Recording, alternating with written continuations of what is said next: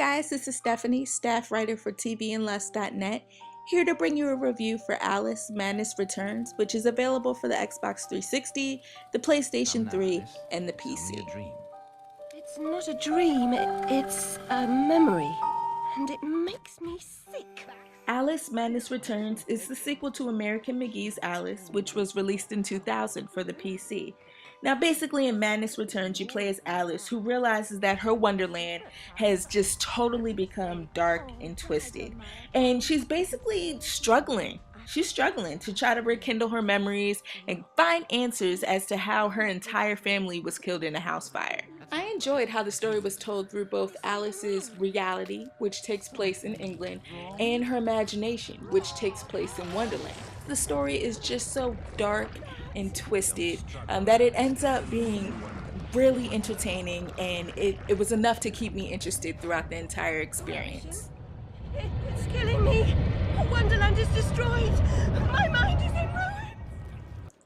Alice Madness Returns is a third-person action-adventure game which has a heavy emphasis on combat and platforming. Unfortunately though, this game doesn't try anything new, it doesn't take any risk, it basically plays it safe when it comes to gameplay. Alice will come across these creepy enemies and she has a sizable amount of weapons to defeat them with. I mean, she's equipped with a blade, a pepper grinder, a hobby horse, a teapot cannon. I mean, the girl is packed. The combat feels a bit generic, but functionally it works well, it controls well, and to be honest with you, I think the addition of these unique weapons spice things up a little bit. When it comes to platforming, Alice has the ability to triple jump and use her dress to float a little bit just to traverse around the environments. She also has the ability to shrink down in size, and I thought this was a cool little gameplay mechanic that was added. It definitely helps with solving puzzles throughout the game, and it also gives you the opportunity to explore a little bit more and try to find hidden areas. There was one particular level which switched up the gameplay a little bit with some side-scrolling platforming action. Now this didn't happen often, but when it did happen, it was a little refreshing and was a nice change of pace. I would have loved to have seen the gameplay switch up a little bit more like this, just because there are some pacing issues throughout the game. The levels are just a little bit too long and the puzzles just aren't engaging enough at times. So I'm gonna be honest with you, I mean, it felt like it was a chore trying to complete certain levels.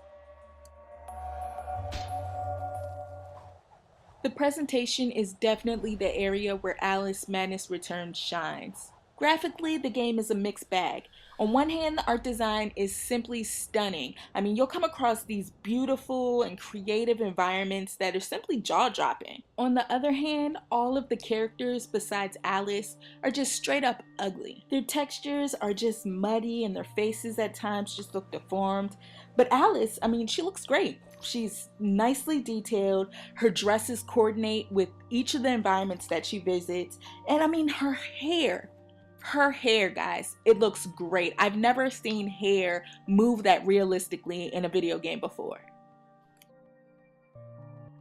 I definitely want to point out the amazing soundtrack and voice acting that this game has to offer.